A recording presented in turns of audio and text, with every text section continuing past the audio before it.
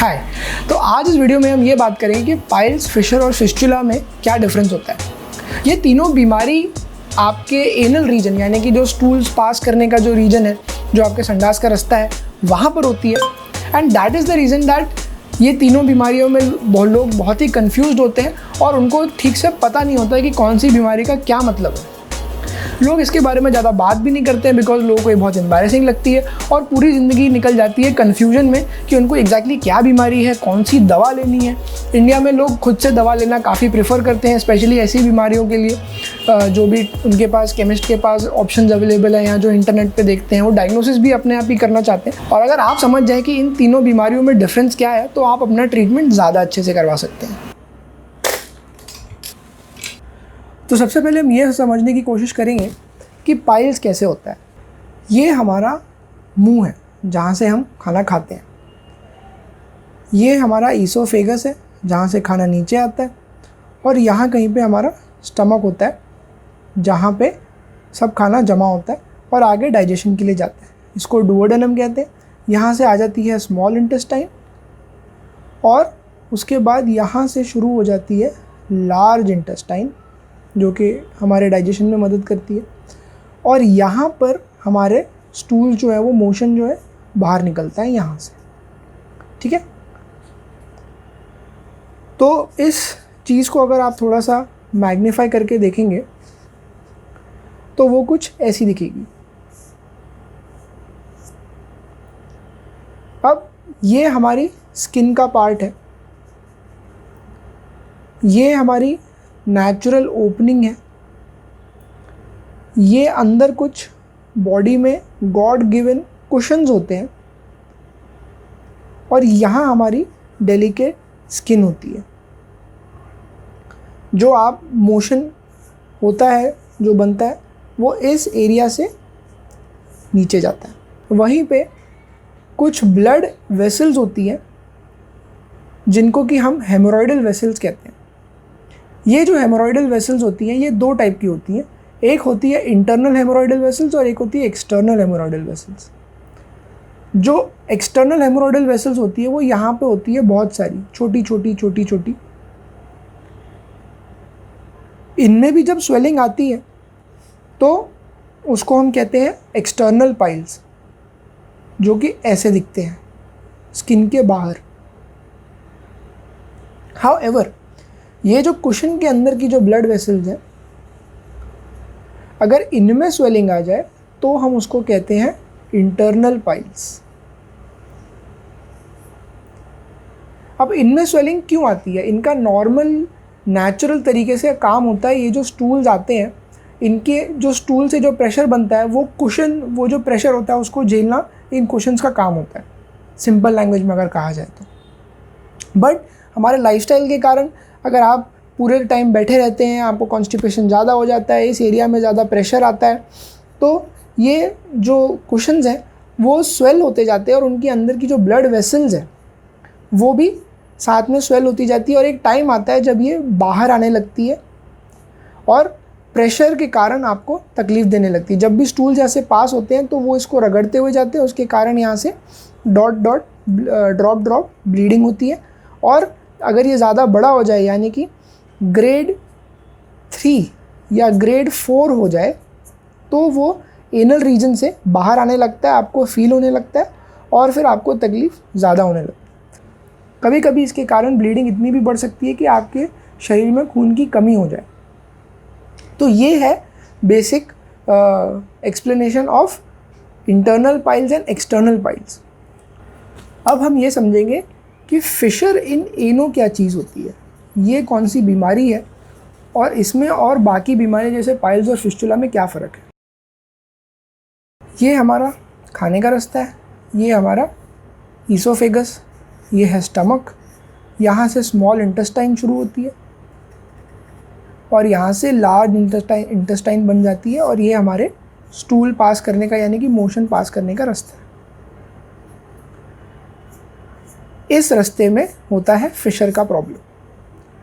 अब ये जो रास्ता है उसको हम थोड़ा बड़ा करके देखते हैं। ये है वो अंदर के साइड की स्किन जहाँ से आपके मोशन पास होते हैं।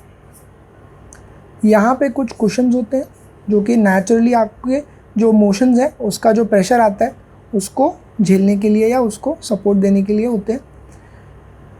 यहाँ पर सॉफ्ट टिश्यू होता है, बोन्स, फैट एक्सेट्रा, और इन सभी जगहों पे अलग अलग ब्लड वेसल्स होती है, नर्व्स होती है जिनसे कि सेंसेशंस बॉडी में ऊपर जाते हैं। तो अगर आपको कॉन्स्टिपेशन है यानी कि हार्ड स्टूल्स की तकलीफ़ है,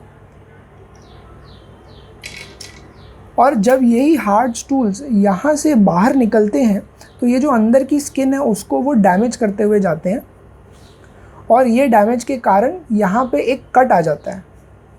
ये जो स्किन है वो ऐसे कट हो जाती है, इसको हम कहते हैं फिशर।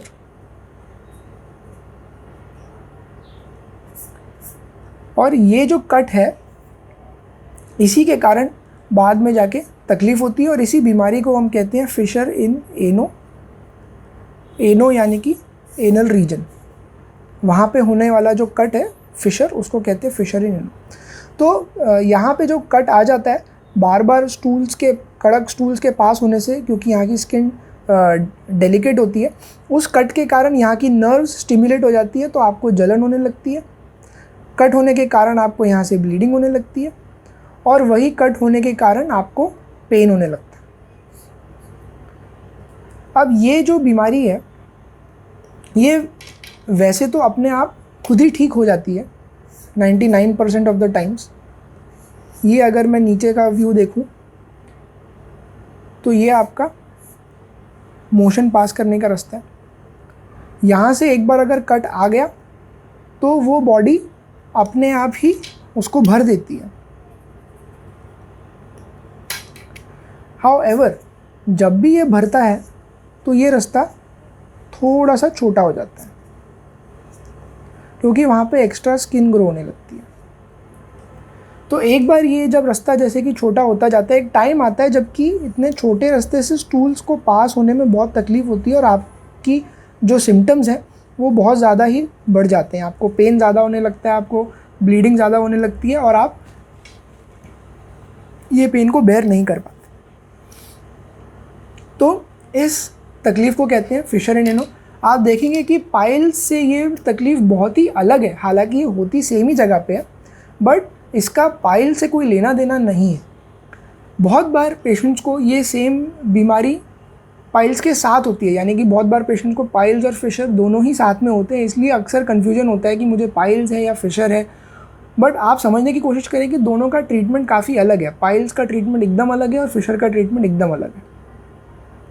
इसीलिए इसका ट्रीटमेंट सही डॉक्टर से लेना ज़रूरी है, जिसके की वजह से आप गलत ट्रीटमेंट नहीं ले पाएँ और ख़ुद तो दवाई दे के टाइम पास ना ही करें, बिकॉज आपको ये सारी थ्योरी पूरी पता होनी चाहिए अपना ट्रीटमेंट खुद शुरू करने के पहले। अब हमको ये समझना है कि ये फिस्चुला क्या होता है।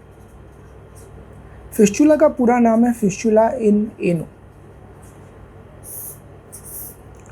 फिस्चुला इन एनो भी आपके एनल रीजन में यानी कि संडास के रास्ते में ही होता है, बट इसकी जो बीमारी का तरीका है, जो इसकी ईटियोलॉजी है, वो कम्प्लीटली डिफरेंट है, एकदम अलग है बाकी दोनों बीमारियों से, पाइल से और फिशर से। तो अभी इसको भी समझने की हम कोशिश करेंगे।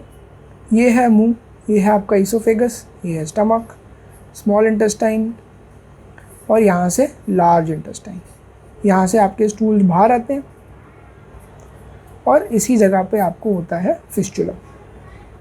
तो फिस्चुला एनो में क्या होता है कि ये आपका स्टूल पास करने का रास्ता है, ये उसके अंदर की स्किन है, यहाँ से स्टूल बाहर निकलते हैं। अब फिस्चुला यानी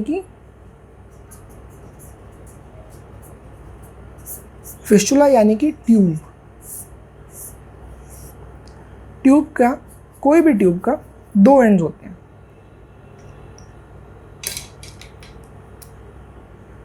एक इस तरफ का एंड और एक इस तरफ का एंड। तो यही बीमारी जब फिस्चुला बन के यहाँ पे आती है, तो सबसे सिंपल तरीका समझाने का उसको ये है कि ये जो आपकी स्किन है, और ये अंदर की स्किन और ये बाहर की स्किन, ये अंदर की स्किन है और ये बाहर की स्किन है, यहाँ से एक कोई ना कोई जगह से रास्ता बन जाता है जो कि टनल जैसा होता है और जो कि अंदर कहीं ना कहीं कनेक्ट करता है। तो जैसा कि आप देख सकते हैं, इसके कनेक्शन अंदर कई जगहों पे हो सकते हैं। अब ये तो 2 डायमेंशनल डायग्राम है, अगर आप 3D में सोचेंगे तो इसकी बहुत सारे पॉसिबिलिटीज़ होती हैं, इसलिए इसके काफ़ी बार आपको इन्वेस्टिगेशन कराने पड़ते हैं, MRI वगैरह, जो कि काफ़ी महंगे होते हैं, और आपको समझ नहीं आता कि फिस्टुला जैसी प्रॉब्लम के लिए हम इतना इन्वेस्टिगेशंस क्यों करा रहे हैं, इतना खर्चा क्यों बढ़ रहा है। क्योंकि ये जो टनल है ये अंदर कहीं भी जा सकती है। अगर आप बहुत लकी हैं तो ये यहाँ पे स्किन में एक उसका एंड होगा और दूसरा एंड उसका यहाँ पे होगा। ये सबसे सिंपल टाइप का फिस्टुला होता है। इसको ठीक कराने के लिए आप शाह सूत्रा भी लगवा सकते हैं। हाउएवर, अगर आपको इससे ज़्यादा कॉम्प्लेक्स फिस्टुला है, यानी कि ये ओपनिंग यहाँ है बट अंदर की ओपनिंग कहाँ है दिख नहीं रही है, या अंदर की ओपनिंग कहीं डीप है, या अंदर की ओपनिंग मल्टीपल है, यहाँ पर भी है, फिर एक ब्रांच यहाँ पर भी है, फिर एक ब्रांच कहीं अंदर भी खुल रही है, अगर ऐसी सिचुएशन है तो आपका फिस्टुला ठीक करना काफ़ी डिफ़िकल्ट हो जाता है। और इसका जो कारण है बीमारी का वो सिर्फ कॉन्स्टिपेशन नहीं होता है, और भी कई बीमारियों के कारण है, जैसे ट्यूबरकुलोसिस वगैरह, उनके कारण भी ये हो सकती है।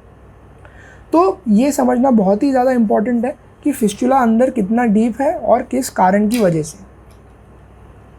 तो जब तक आपका ये फिस्टुला का ट्रीटमेंट पूरी तरह से नहीं होगा कारण के साथ, तब तक आपको फिस्टुला बार बार होता रहेगा। अगर आपने फिस्टुला इग्नोर किया तो क्या हो सकता है, तो ये हो सकता है कि आपका ये जो फिस्टुला का रास्ता है, यहाँ से तो मोशन जाता है, हो सकता है कि ये मोशन यहाँ पर आ जाए और यहाँ पे इन्फेक्शन कॉज करे, जिसकी की वजह से पस जमा हो जाए, और पस जमा होते रहेगा, आप ध्यान नहीं दोगे, एक टाइम आ सकता है कि वो फट सकता है यहाँ से।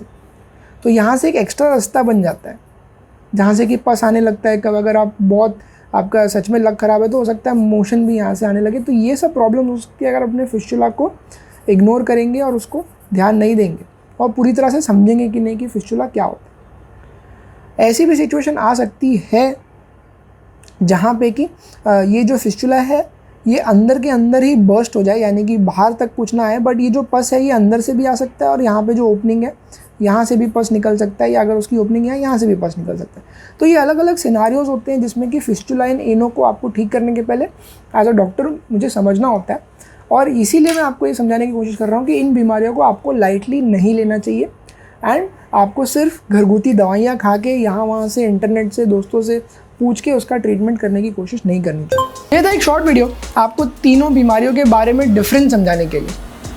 आई होप इससे आपका काफ़ी कन्फ्यूजन क्लियर हो गया हो।